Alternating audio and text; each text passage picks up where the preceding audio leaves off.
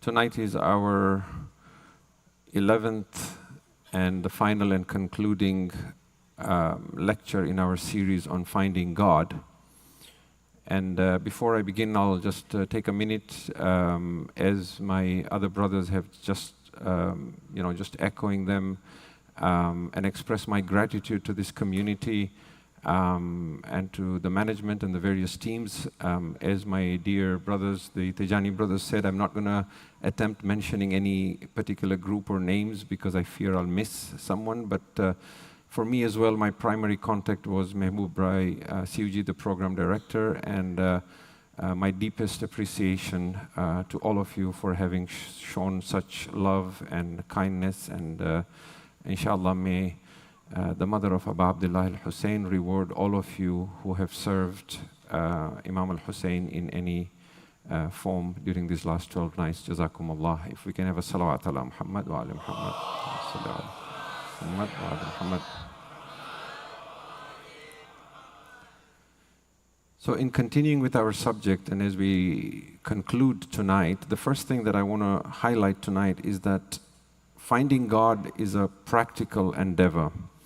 It's not theory. It's not something that we simply rationalize, where we fill our heads with concepts and new understanding and philosophies. The uniqueness of Islamic philosophy or falsafa is that it is amali, meaning it's practical. It's not theoretical or nadari. There is a branch of falsafa that is nadari and even irfan nadari, but primarily the aim is practice, because it seeks to transform the human soul and bring it to a full potential or perfection through very real changes to the soul's essence. Some of our greatest philosopher mystics, like Mullah Sadra, argued in his writings that if you're not going to practice what I am writing about and what I'm teaching, then don't even bother reading my book. And some of them even went as far as saying, you will really not understand what I'm even talking about in my book or benefit from it. You're simply wasting your time if you're just going to try and read it without actually practicing it. Henry Corbin, who is a famous French philosopher, theologian, and a professor of Islamic studies, he died in 1978, but he specialized in Shia Islam. He argued that the whole aim of philosophizing in Islam, and particularly in the madhab of the Ahlul Bayt, is to respond to a call that relentlessly summons and calls us. And it is a call to discover and complete ourselves so it's a call to discover our complete being through the recovery of our spiritual dimension. And responding to this call first requires understanding the caller, the one who is constantly calling us, which is what we have tried to explain in the earlier lecture in this series, where we talked about various concepts to increase our understanding or ma'rifah of Allah subhanahu wa ta'ala. And then, of course, to take practical steps towards responding to this caller and drawing closer to Him. Now, why must my realizations about God have to penetrate my real self, the very essence, my heart, of who I am as a human being? Why can I not simply read about all these wonderful concepts and philosophies and understanding as we have been doing in these last 12 nights, and then just become more spiritual that way? Why do I have to fast and pray and do all this tasbih and dhikr in order to elevate myself spiritually? Let me explain this with an example. Supposing you created an AI robot, an AI-powered robot, and you taught it every scripture in religion and every book in philosophy, such that it could argue against anyone to defend your faith. And it showed this perfection in its understanding of God's ma'rifah, of knowing God. Perhaps we even created an Islamic AI mystic philosopher bot, okay, that could blow away people's mind in how it spoke about God and defended Islam and the teachings of Quran and the Prophet and the Ahlul Bayt. And it would be an absolutely phenomenal machine that stands out as a pillar in defending and promoting Islam and the truth. Can we then say that this AI robot has found God? The obvious answer is no. And the question is, why not? Because the realization of God, the ma'rifat of God, manifests as a real change in the very nature and essence of the person who has that ma'rifah and understanding of God. So it is an enlightenment, a form of drawing closer to God, what we call qurb. But this proximity to God is not physical or bound by time and space. It is a coming close to God in an elevation of his understanding who He is, but it also transforms the knower.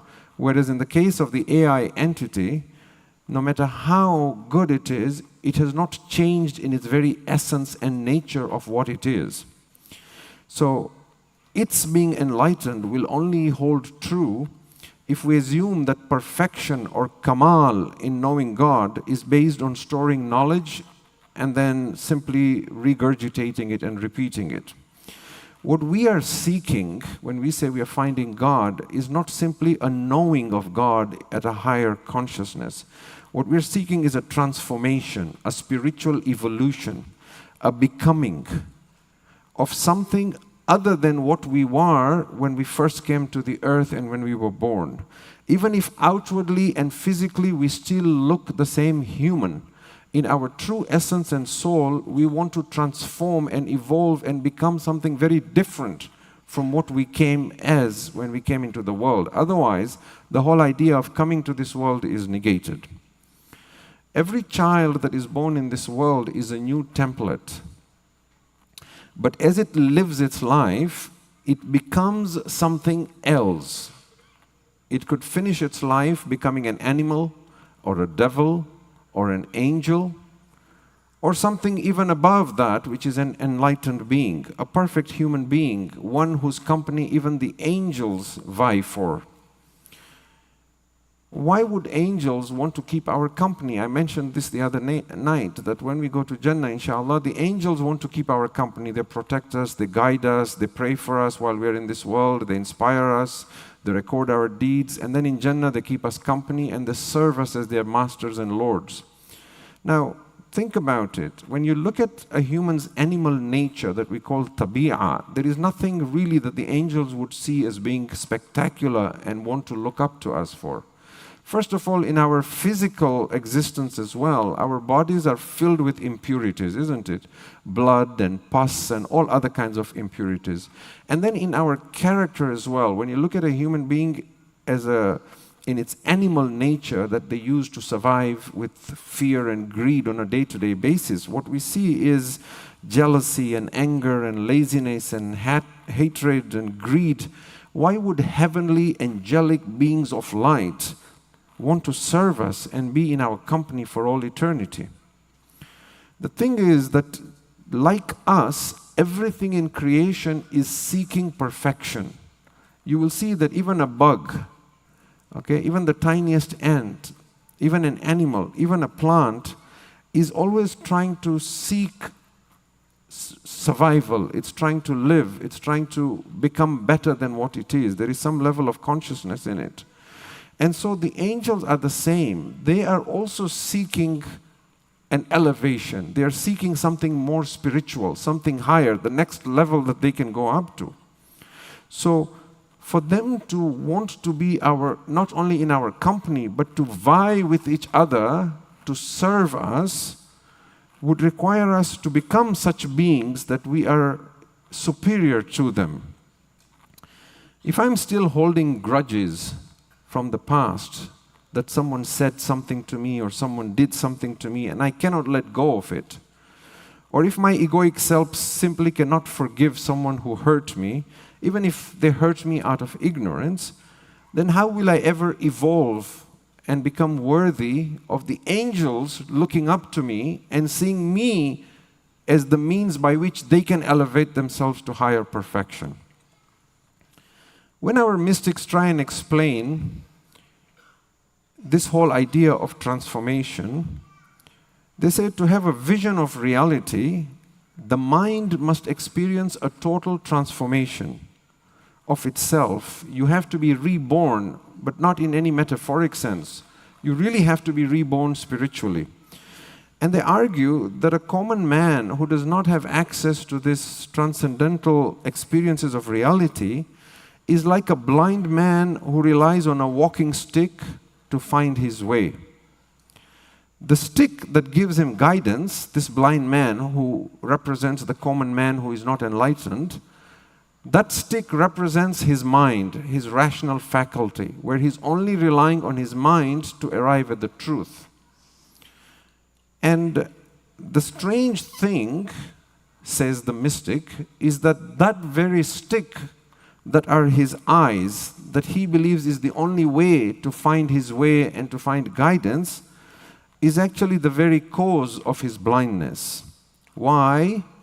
Because it is only when Musa alayhi salam throws his stick down that the veils of phenomenal forms fall apart and the splendid beauty of the absolute reality manifests itself. And it is at that point that Musa alayhi salam can now hear the voice of God, as in chapter 20, verse 14, where Allah speaks to him and says, Innani anallah, O Musa, I and I alone am God. La ilaha illa ana. There is no other God besides me. So he hears this as a spiritual, as a unveiling, as a mukashafa, as seeing reality. Now notice, once you have seen the truth in this manner, you no longer need the stick. Meaning, once your vision of the malakut, of the real world is perfected, you don't need mind-made arguments anymore because now you see the truth. Unfortunately, this truth is only yours though. You cannot show it to someone else or share it with others. They must struggle themselves to experience what you have experienced of this malakut. So the mind alone trying to see absolute reality, says Mullah Sadra in his famous work Al-Asfar as well as in his Shawahid Rububiyah, is like the eye trying to see the sun. And he says, even from afar, the overwhelming effulgence of the sun blinds the eye of reason. And as the eye of reason goes up to higher stages of reality, gradually approaching the metaphysical region of the absolute, the darkness becomes deeper and everything turns black. What he is saying is, you cannot look at the sun with these fleshy eyes. If you try, you will go blind. At first it will seem orange or yellow, but if you keep staring at the sun or going closer to it, at some point you won't even see the yellow or the orange, you'll just see black. And the same is with only relying on your mind to find God. If you keep insisting, I will only find God with the mind, I will not change myself in my spiritual practice, at some point, you will simply go blind in your ability to find God or the truth. And then we become like men sitting in Plato's cave, where we are satisfied with associating shadows from the sun as reality. And these faint reflections of the sun, as what we now see in this world, the world of mulk, become the only true reality for us. So we deny God, we deny that there is life after death, we deny philosophy, we deny irfan. We are happy in our ignorance, and we get very upset if anyone tells us there is actually another reality or the true reality is outside this cave. On the day of judgment, we are pulled out of this cave, this proverbial Plato's cave, forcibly, or rather the cave itself falls apart, because the egoic self will no longer exist on the day of judgment. And only our real self will now hear and see. And we will now find ourselves surrounded with the reality of the real world that we call the malakut. And then we find that those who denied this world are in utter shock that I thought this was real. It turns out this was just an illusion. This was just a matrix. That is the real world. So when they come out of their graves, then as we are told in Surah Yasin, chapter 36, verse 52, قَالُوا يَا وَيْلَنَا. They say, woe be unto us. Man ba'athana min marqadina. We were in deep slumber. Who has woken us up? هذا ما وعد الرحمن وصدق المرسلون. This is what the merciful Lord had actually promised, and it turns out the messengers were truthful. And then God says to them, which is given in chapter 23, verse 112, قَالَ كَمْ لَبِثْتُمْ فِي الْعَرْضِ عَدَدَ سِنِينَ. So, O insan, how long do you think you lived on the earth? And their response, the next verse, 113, قَالُوا لَبِثْنَا يَوْمْ أَوْ بَعْضَ يَوْمْ. We think we lived maybe a day or half a day. So as much as this life sometimes feels overwhelming, there is so much suffering, there is so much hardship, I've got so many responsibilities, I've still got I don't know how many decades ahead of me. On the day of judgment, it will feel like we lived for a day or half a day. So in order to see and recognize the realities of these things, they won't come down to our level. It's not possible for these hidden realities of the malakut to manifest in a world of illusion. We must transcend the world of illusions to the world of reality so that our inner eyes open up to them. So it's a spiritual evolution, not as a metaphor, but in a very real, tangible sense, where your soul acquires divine attributes based on the hadith that says, تَخَلَّقُوا بِأَخْلَاقِ اللَّهِ. Make your akhlaq, your character, the character of God. Meaning, He is alim, you seek ilm. Okay? He is kind, you seek kindness. He is merciful, you seek mercy. Every attribute of God, you are naturally attuned to acquire it because He is perfect, and by acquiring those attributes, you attain perfection. And when this is complete, then on the day of judgment, we experience an encounter with the divine, what we call liqa Allah. And we then understand the true realities of creation and of everything that exists. At that point, even in this world, if we get to this point of enlightenment, then we no longer fear death, because now we don't identify with this temporary body. If anything, we would long for a release from this body to enter the real world. As I mentioned this hadith from Amir al-Mu'mineen alayhi salam, Allahumma salli ala Muhammad wa ala Muhammad, in the sermon where he describes the qualities of the God-weary, he says that if it wasn't for a fact that there is a fixed time for their death, a true believer's soul would not be able to stay in his body even for the blink of an eye. I mean, he's talking of believers who are enlightened here. So as we have said previously, on the day of judgment, every one of us, each soul will have a one-on-one encounter with God, with the divine, with his or her creator, with the magnificent, all-paramount creator of the universe, with reality itself. And this is a promise of God that we have been mentioning every single night as our theme verse from chapter 84, verse 6. Ya ayyuhal insan, O human being, innaka kadihun ila rabbika kadhan. You are constantly striving and struggling, even when you're not aware of this. You're constantly seeking what? Qadihun ila rabbika kadhan famulaqih, and you will meet him. So this mulaqi is that liqa, that encounter. But the experience of a soul, good or bad, in this liqa is very different depending on whether a person was a believer or a disbeliever in this world. The experience of a soul that was fleeing from God all its life will be very different from the experience of a soul that was longing for this liqa throughout its life. For the one who kept running away from God, as seeking other things as a poor substitute for God, he or she was actually chasing a mirage all their lives in this temporary body. Look at this verse from Surah An-Nur, chapter 24, verse 39. It's talking about the faithless, what happens to them when they die. وَالَّذِينَ كَفَرُوا أَعْمَالُهُمْ كَسَرَابٍ بِقِيعَةٍ.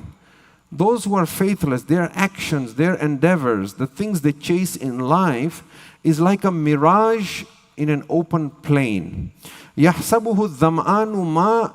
The one who is thirsty thinks there is water at that mirage. He thinks it's actually an oasis. حَتَّى إِذَا جَاءَهُ لَمْ يَجِدْهُ شَيْئًا. Until he comes to that mirage, his journey ends. He comes to that final destination, he finds there is nothing there. But what does he find? وَوَجَدَ اللَّهَ عِنْدَهُ. He finds God is waiting for him at that mirage. فَوَفَّاهُ حِسَابَهُ. So God pays him back his full account. وَاللَّهُ سَرِيعُ الْحِسَابِ. And God is swift in reckoning. So no matter what we do with our lives, if we ignore God and we run after this and we run after that, after wealth, after business, after relationship, after that, we're chasing poor substitutes for God. These are all mirages.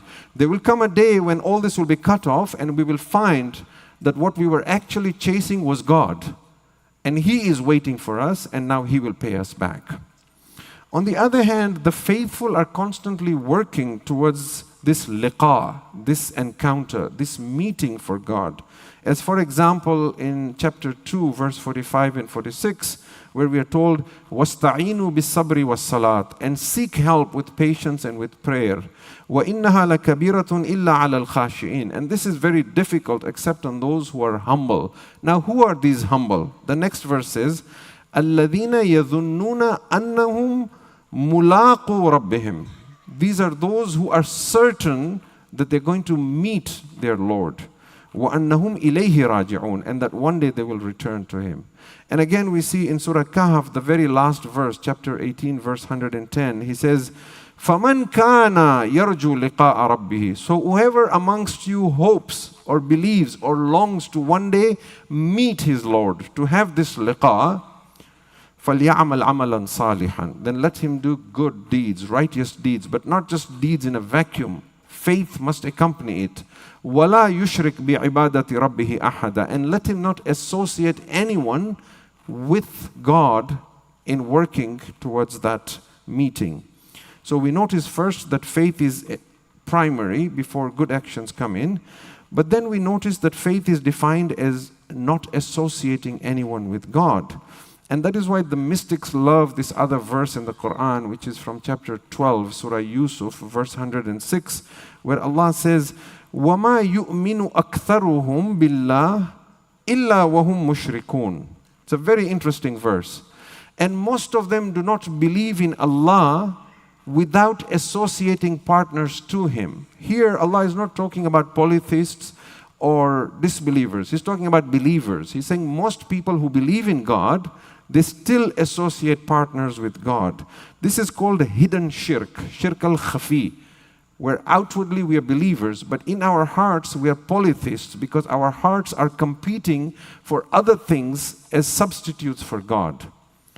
And when this verse was presented to our sixth Imam, Imam Ja'far al-Sadiq, salawatullahi wa salamu alayhi, اللهم صل على محمد وعلى محمد محمد وعلى محمد. Brothers, just one more time. If you could just stand and move forward, please. If you could just stand and stay forward. One more time, please. Sorry. Kindly move forward. اللهم صل على محمد وعلى محمد. اللهم صل على محمد وعلى محمد وعجل فرجهم. جزاكم الله. Can we have one more loud salawat ala Muhammad wa ala Muhammad? Allahumma salli ala Muhammad wa ala Muhammad. When Imam al-Sadiq alayhi salam was asked to explain this verse, chapter 12, verse 106, that what does it mean that most of them do not believe except that they are polytheists, that they associate with God? He said, it is when a man says, لَوْلَا فُلَانْ لَهَلَكْتُ. Had it not been for so and so, I would have perished. Or when a man says, وَلَوْلَا فُلَانْ لَمَا أَصَبْتُ كَذَا وَكَذَا. If it was not for so and so, I would not have been able to do such and such a thing or attain such and such a thing. Or when a man says, لَوْلَا فُلَانْ لَضَاءَ عِيَالِي. Had it not been for so and so, my family would have been lost. So the companion, so then the Imam says, he says, أَلَا تَرَى أَنَّهُ قَدْ جَعَلَ اللَّهُ شَرِيكًا فِي مُلْكِهِ يَرْزُقُهُ وَيَدْفَعُ عَنْهُ. Do you not see that it is God who sustains him and gives him his rizq and protects him, but he is associating other beings with God? So the companion asks the Imam, is it okay if I put it like this? لولا أن الله من علي بفلان لهلكت. If Allah would have not saved me through so and so, then I would have perished. And the Imam said, yes, this is the right way to do it. Use these kind of words. In other words, we should not say, you turned my life around. We should say, God turned my life around through you. We should not say, when I came to Canada, I did not know anyone, I did not have money, so and so helped me. If it wasn't for his ihsan, I wouldn't be where I am today. We should say, when I came to Canada and I had nothing, Allah helped me through so and so. We should not say, my car broke down and so, a good Samaritan saved me. No, Allah saved me through that good Samaritan. And if it was not for God helping me through this doctor, I would never have recovered from my illness. These are just some examples. And as we practice this idea that we attribute all goodness to God and we see all of creation merely as agents of God, sometimes God uses me as his agent to help you, and sometimes God uses you as his agent to help me. But all goodness comes from him and him alone.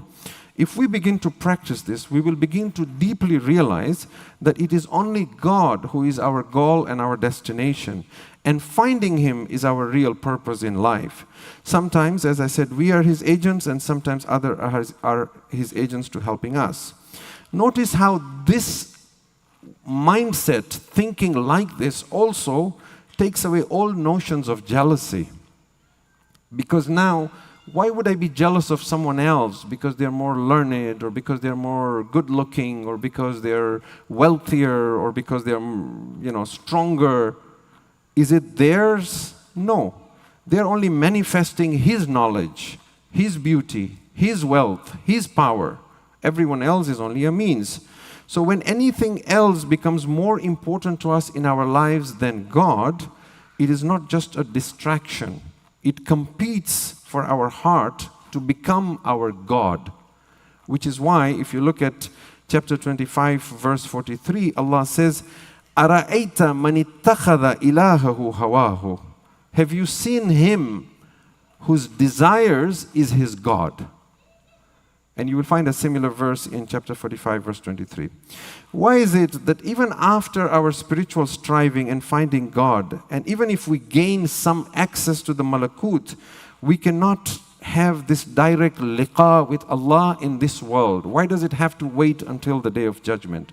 The answer is because our physical frame and the corporal nature of this mulk, of this existence, cannot withstand the full manifestation of God. It has been tried. The people of Musa alayhi salam asked to see God. And Allah said to them, you cannot see me, but look at this mountain. فَإِنِ اسْتَقَرَّ مَكَانَهُ. I will manifest of myself and direct my attention towards this mountain. If it stands and withholds, then you will see me. And then, فَلَمَّا تَجَلَّ رَبُّهُ لِلْجَبَلِ. When his Lord manifested, there was a tajalli on the mountain, it exploded and shattered into pieces. Musa alayhi salam fell unconscious, and those 70 men died. Because this world cannot take the intensity of that reality. So while we are in this world, God is with us every moment of our lives, but we are unaware of him. We are like someone blind, and the person we seek is sitting right beside us, but we don't know he is beside us. And what we're trying to do in our spiritual struggle is to come to this realization that he is actually sitting beside me, and I can talk to him and communicate to him. But our sight is fully restored, and this encounter can only take place in the real world that we call the hereafter, or the malakut. An analogy of our inability to experience this liqa directly is that of a child in the womb of its mother. It cannot take sustenance directly. The mother has to take sustenance, and then the child feeds through the mother. In that same manner, We can only get glimpses of God's presence through the prophets and messengers, through the imams, through the divine guides, the rightful successors of these prophets, and God reveals himself to us through them and through their teachings. Another analogy would be to put it like this. You cannot hear with your eyes, and you cannot see with your ears, even though they are both sensory perceptions. And the reason is because each organ is installed for a particular purpose. It has a different purpose. In that same manner, these fleshy eyes and these bony ears, or any other physical faculty we have in this world, are incapable of experiencing the divine. To perceive and witness God fully, man needs a new faculty, whose inception might start in this world, but it still needs to develop, sometimes even beyond death. It is a faculty that is beyond our imagination at this point, and beyond any spiritual experience we could ever have in this realm. It is only when this God-seeing faculty is fully developed in the hereafter that we're going to be able to perceive God, and that would be the truest meaning of the liqa. But it's not going to be seeing the way we see things with these eyes. And that's why you will see many verses alluding to this. I'm not going to read the verses. I'm just going to give you verse numbers that you can go look at after. You will see in some verses of the Quran, Allah talks about coming on the day of judgment. وَجَاءَ رَبُّكَ وَالْمَلَكُ صَفًّا صَفًّا. On the day when your Lord comes. Now God does not move. That would be against the idea of God leaving a space or occupying a space. But you look at chapter 2, verse 210, chapter 89, verse 22, you will see these examples. Or, for example, the fact that people will be looking at their Lord in chapter 75, verse 23. Okay? So this is not seeing with our bodies as we see things now. And this was the primary message of the prophets and the messengers, that after talking about Tawheed, they came to tell people to seek conviction in the day of judgment and to prepare for this divine encounter. In Surah Al-Ra'd, chapter 13, verse 2, Allah talks about how He raised the heavens and the earth and created all things and made them subservient to man and showed you all His signs. Why? لَعَلَّكُمْ بِلِقَاءِ رَبِّكُمْ تُوقِنُونَ. So that you may have full conviction that you will one day encounter your Lord. You will meet Him. Similarly, in chapter 6, verse 154, he says, ثُمَّ آتَيْنَا مُوسَى الْكِتَابِ. Then we gave Moses the book. And then the verse continues. And then as it ends, it says, هُدًى وَرَحْمَةً. A guidance and a mercy. Why? لَعَلَّهُمْ بِلِقَاءِ رَبِّهِمْ يُؤْمِنُونَ. So that they may believe that there will come a day when they will meet God. They will have an encounter with the divine. So even when we speak of the return of God, it's not in the physical sense, because God is omnipresent. He is not going to be any further closer or away from us in the next world as He is to us right now. But when we say return to God on the day of judgment, we mean return to God with a higher consciousness, with a higher realization of who He is. That He is our creator and our sustainer, a spiritual maturity. And in returning to God, there is a realization that He is the ultimate cause behind every cause and effect. And it comes to full view that He is the true perfection and the only reality. You see, when God created you, in a sense you were perfect. You were innocent, you were pure, you were infallible as a baby. And you were all ready for Jannah at that point. We even refer to babies as being ma'asum, isn't it? But there was one thing missing in you. And that was self-realization, knowledge, and awareness of God. You were angelic, but you were not yet His representative, His Khalifa. You were innocent, but your soul lacked maturity. So the ego and all the suffering that we go through in life are a means to bring that maturity and that self-realization. Self-realization of who you are not is to bring divine realization of who God is. And so, as I come to the end of my lecture tonight, I want to say a few things as a final word on the importance of leading a life that is otherworldly. One of our greatest scholars today, may Allah bless him with a long life, is Ayatollah Jawadi Amuli. He says that if you look at chapter 51, verse 56, Allah says, وَمَا خَلَقْتُ الْجِنَّ وَالْإِنسَ إِلَّا لِيَعْبُدُونَ. I did not create man and jinn except to worship me.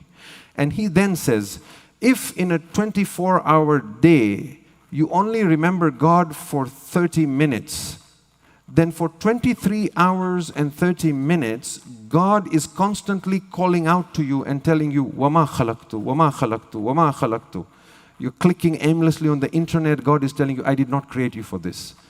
You're wasting time here and there, He's saying, I did not create you for this. You're looking at this and that, I did not create you for this. So all the time that we are wasting was meant to be for finding Him.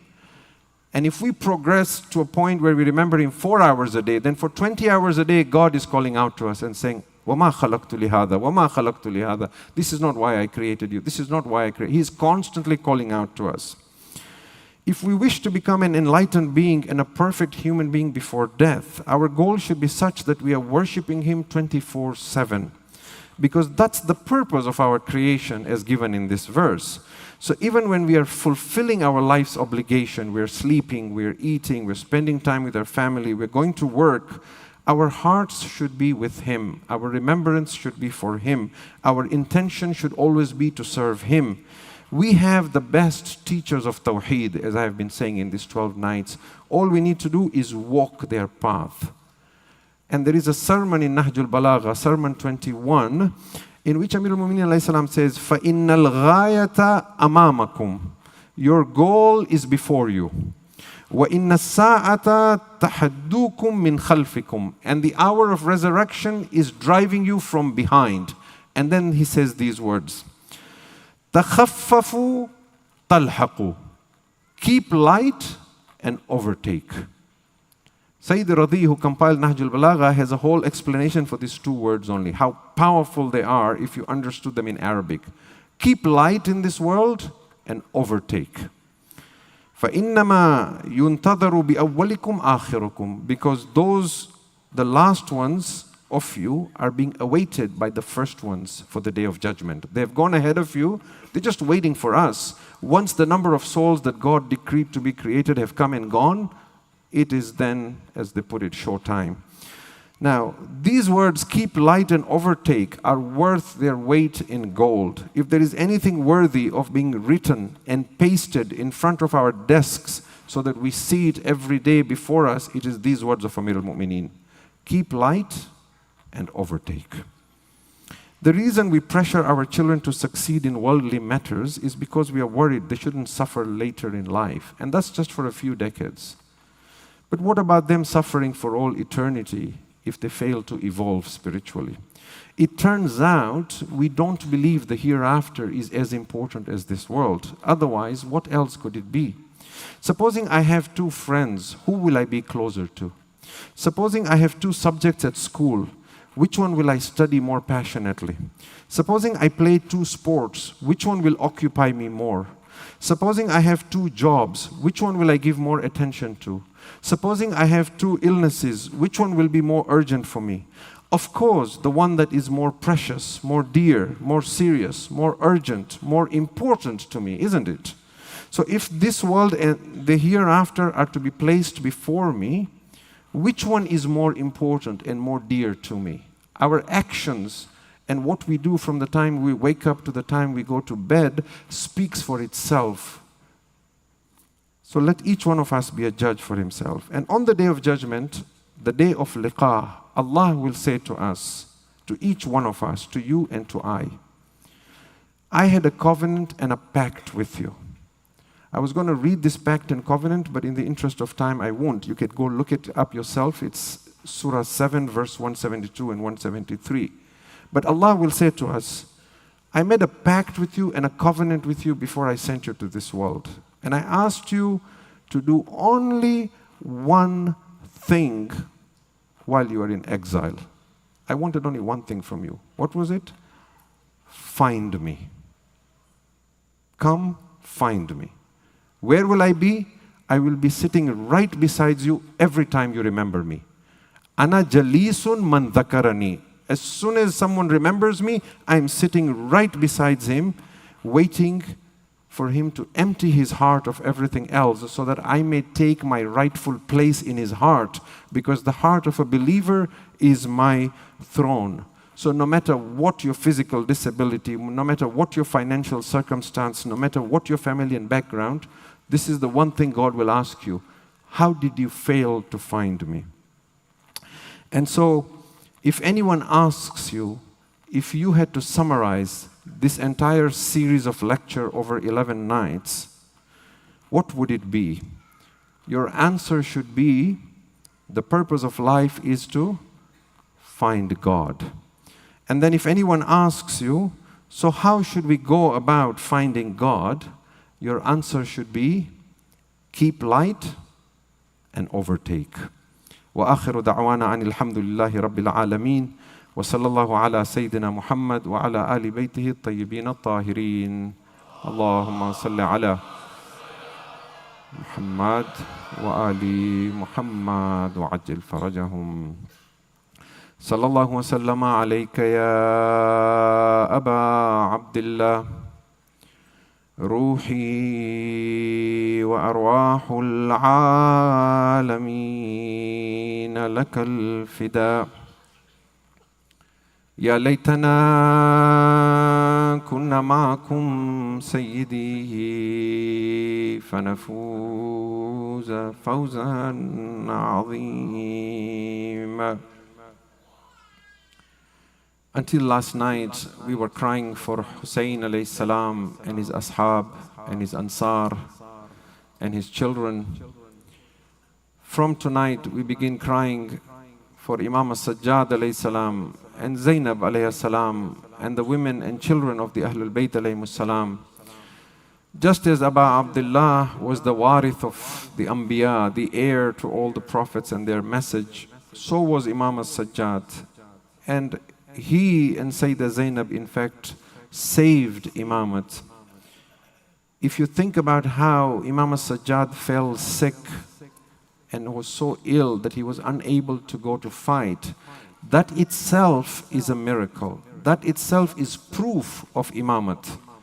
Because what were the chances of that happening? And Imamat would have perished if it was not for him. Abu Hamza al-Thimali says, every time I came to Imam as-Sajjad, he was crying for his father. 34 years he cried for Aba Abdullah. He said, one day I couldn't take it any longer. I said to him, Yabna Rasulullah, how long will you keep crying? Is there no end to your crying for your father? 34 years. He said, oh Abu Hamza, you have not been fair. Yaqub lost his Yusuf. He knew Yusuf was alive, but he cried until he went blind. I lost 18 Yusufs before my eyes. Abu Hamza says, I said to the Imam, trying to console him, I said, Al-qatlu lakum al-aada, yabna Rasulillah. Being killed is common for you, the Ahlul Bayt. Wa karamatukum min Allahi shahada. Allah has honored you with martyrdom, the Ahlul Bayt. The Imam said, again, you have not been fair, O Abu Hamza. It is true, martyrdom is an honor for us. But is it also an honor for our women to be tied and paraded in the bazaars of Kufa and Sham? Imam as-Sajjad would sit and cry and say, Asham, Asham, Asham. Sometimes he would say, whenever I see my aunt Zainab, I cry. Why? Because I remember the time when the tents were set on fire. وَالْمُنَادِي يُنَادِي إِحْرِقُوا بُيُوتَ الظَّالِمِينَ. And a man was calling out, burn down the tents of the oppressors. The fourth Imam alayhi salam kept crying on the day of Ashura. The day after Ashura, the next day, when they came and found that there was a man who was still alive, but he was very ill, they tied him in chains and in shackles, and they forced an iron collar down his neck. And the scars of this collar remained with him until the end of his life. Imam al-Baqir alayhi salam said that when my father died and I was giving him ghusl, I still found the scars from 34 years ago of the chains and the shackles and the whip marks on him and the collar marks on him. A man named Sahal ibn Sa'ad says that when Imam as-Sajjad and the women were being paraded in the streets of Kufa, he says, I came to Imam as-Sajjad and I said, Yabna Rasulullah, is there anything I can do for you? He first said to me, "Oh Sahal, see if you can get the man holding the heads of my father to move away so the people don't look at my aunts and my women folk." Sahal says, I went to those soldiers, I gave them some money and said, "Please move further away with the heads you are carrying." I came back again, I said, "Yabna Rasulullah, is there anything else I can do for you?" Imam Sajjad said, "Oh Sahal, is there a piece of rag or a cloth that you can get me?" Sahal says, I began wondering, why would he want a rag or a piece of cloth? I said to him, "Yabna Rasulullah, I can get you a new piece of cloth." He said, "No Sahal, just get me a rag." Sahal says, when I brought the rag to Imam Sajjad, he took the rag and he began putting it in the collar in his neck. And he says, as he put the rag to remove some of the pain, I saw blood dripping from the neck of Imam Sajjad.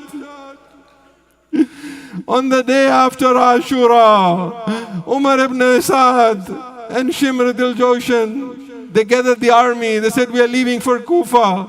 They brought their whips and told the women to get on unsaddled camels. Zainab and Kulthum helped all the women to get on the camel. At one point, Zainab alayhi salam was left alone. Who is going to help her? She turned towards Furat and said, "Abbas, you helped me in Medina and everywhere we stopped." Imam Sajjad came with the zanjeer and the shackles and the chains and helped his aunt Zainab on the camel. Then Umar ibn Sa'd said, "Before we leave, let's take them through the battlefield. Let them see the bodies of their loved ones." Janab Zainab Ummul Masayib, she says that when we went through the battlefield and we saw the headless body of Hussein, I looked at my nephew Sajjad. He became so pale, I thought his soul was going to leave his body.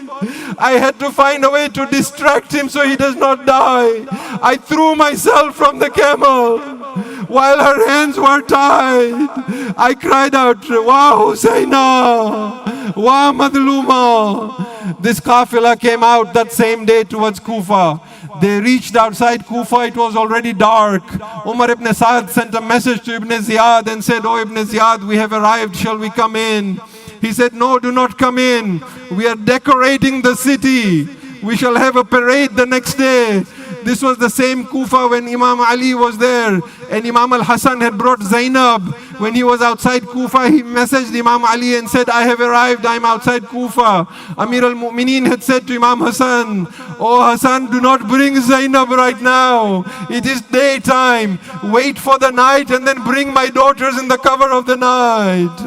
The next day when the sun rose, Umar ibn Sa'ad brought all the women out into Kufa, into the bazaar.